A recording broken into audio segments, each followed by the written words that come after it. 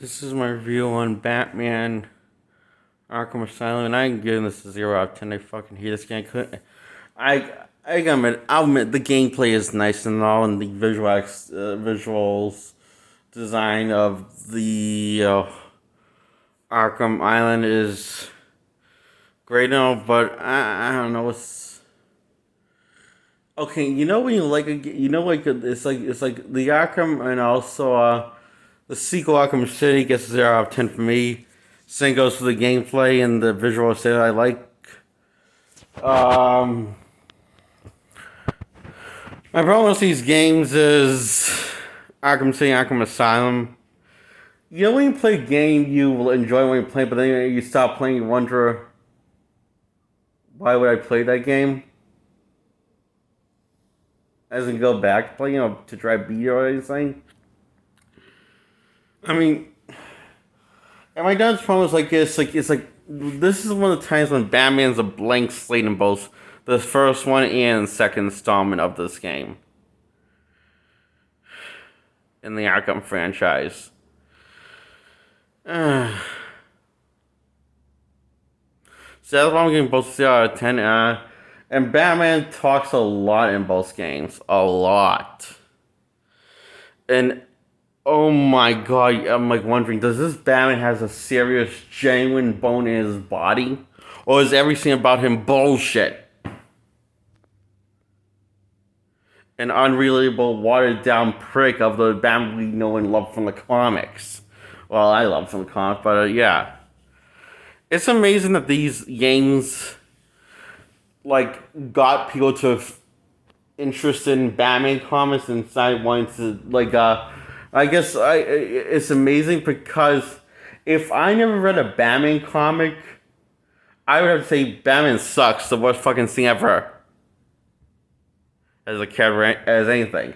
Because that's why because the reason why I know I like Batman, because I've seen the comics, I know he's an interesting character, but the game, this was my first introduction of ever experiencing Batman. I would say, you know what? He's a fucking blank slate. I would say. But since that was at least one of my first introduction to characters, so I can't really say that, can I? But I can say these Batman games blow. I mean, if you just want a gameplay game experience, just do a mindless beat 'em up and don't make it a world or a story based game. But that's my problem with the Batman game. Like these games, these should have been a mindless beat 'em up like Mortal Kombat or Street Fighter, not an actual something that's trying to do story driven world building stuff, because it can't do it.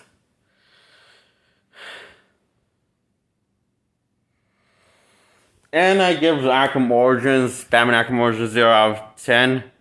Because based off my similar complaints in the Arkham, no, I would say Arkham Origins is the best out of the 4 Batman games in the Arkham franchise that I've played. I mean, I haven't played Arkham Virtual Reality of Arkham Knight, but I bet it's pretty bad anyway. It's probably a bit suck anyway. Yeah. I mean, at the end of the day, you just gotta feel bad for the creators, because once these effects become dated, there's not gonna be a reason to go back and to play these games. I mean, yeah, the gameplay is good and all, but when you get a good Batman game, nobody's probably gonna want to play these games. I mean, I know I won't. When we get a good open world Batman game, hopefully Gotham Knights is good. But I really want to play as Batman in an open world game. And another problem with these open world Batman games, Batman feels like he's fighting for himself and not really for anybody else. And also for what's at stake here, and blah blah blah blah blah. It does a terrible job highlighting Batman as the hero and protector of Gotham. The reason why how it fails at that is because we never see him save anybody or do anything heroic or save someone's life that's in jeopardy. That they want to meet the man and stop it. We don't see him constantly do that. We only once in a while see that very far in between those moments. Very far in between the mindless beating up moments. Like in the games like these games are the stupid popcorn fun. I mean, like the gameplay is fun for all four games, but this is stupid popcorn fun, but without any layer to it or complexity in terms of characters and world building, and that's why I'm giving also Batman Arkham Knight a 0 out of 10, and you just you know.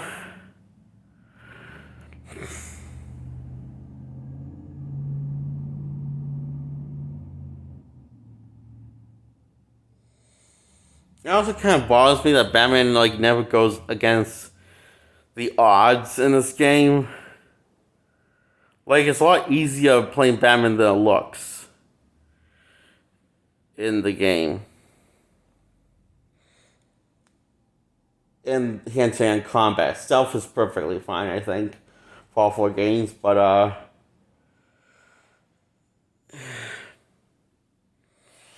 am I the only one that got bored with the start non-stop slow motion when Batman did his takedowns in Arkham Knight?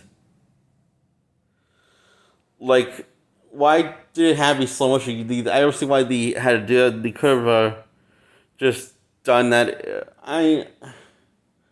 Not when he's picking his time when he's aiming and attacking.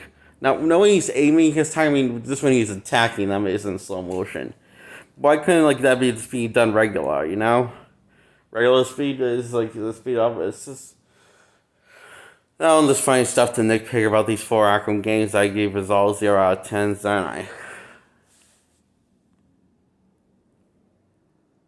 Well, at least the DLC in Arkham Knight is good. But you have to do a bunch of unlocking in the main campaign. And also the side missions and the campaign. It's just too much in Arkham Knight that you have to finish to get all the DLC stories unlocked. And this was the point, is why go for that hassle when you can just wait for a new Batman game that could actually be good. And what I'm doing, just obsess how this one's just, despite good interesting visuals and attention to detail in the visuals and designs, and really pretty funny gameplay. It's just like nothing else. It has to offer me these four games in the Arkham franchise. Yeah, I'm going to call bullshit on Batman being dead in the Arkham Knight, because I'm guessing he faked his death. He does that. He probably faked his death, and probably that's really him in a new Batman prototype costume at the end when that takes down these muggers that robbing these people. That's family and going gun them down, and that looks like a similar place to Crime Alley. So, or maybe it's that someone got out of the person, but I'm pretty sure that Batman is not dead in this universe, because it seems so forced and too easy of a solution, and kind of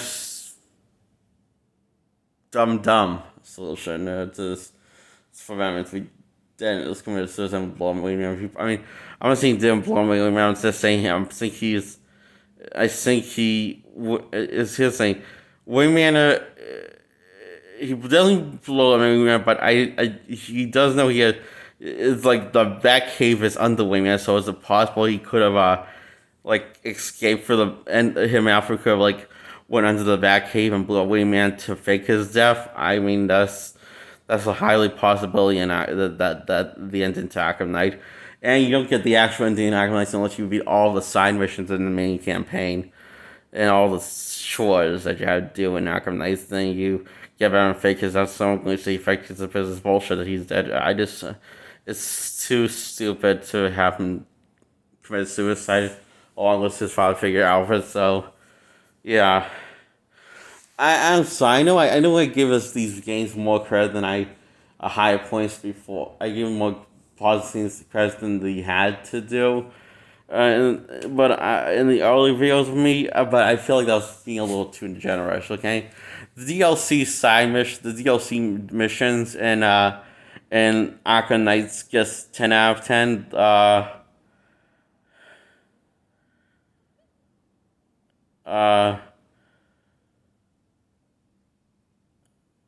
the ones I play, which is the Harley Quinn one, Nightwing one, and Robin one. I haven't unlocked all of them, but not planning on to go for the hassle.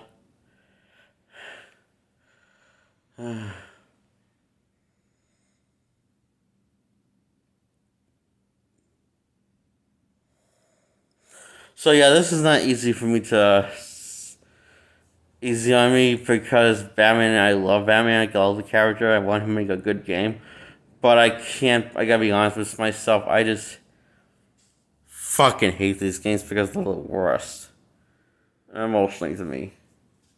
Yeah, and mentally, but I can see why people are play them because I mean I play them. The gameplay's fine and all, and but I wanted a Batman so with some really complex rich world building and really good driven storytelling that has twists and turns and is not afraid to go dark. Uh, to go really fucked up dark, like the comics, and Batman feels like a really relatable character, and feels like like the world's taking a mental toll on him, and he carries the world on his shoulders.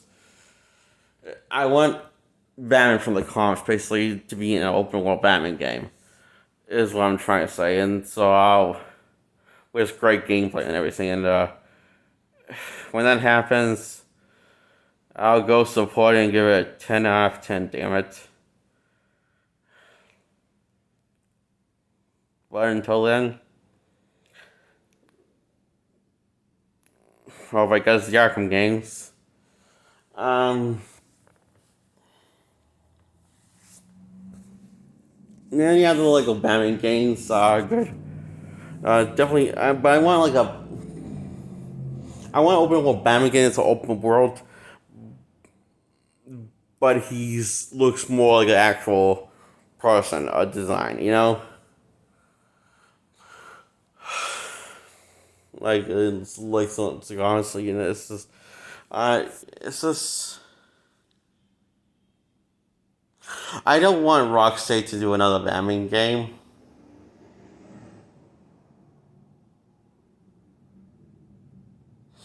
And I'm not sure I really have that faith in the Suicide Squad Kill the Justice League because it's Rocksteady. Well, I mean,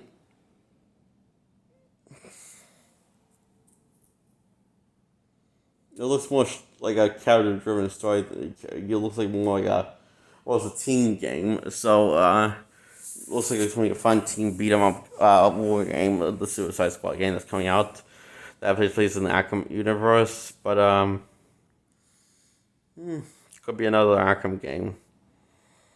Levels quality as in stupid, not monotonous, brain rotting, dull, and dull, boring. That's what the Arkham games are in a nutshell for me. All four of them. To Arkham's Asylum, all the way to Arkham Knight. So yeah. These all get 0 out of 10. Fuck these games.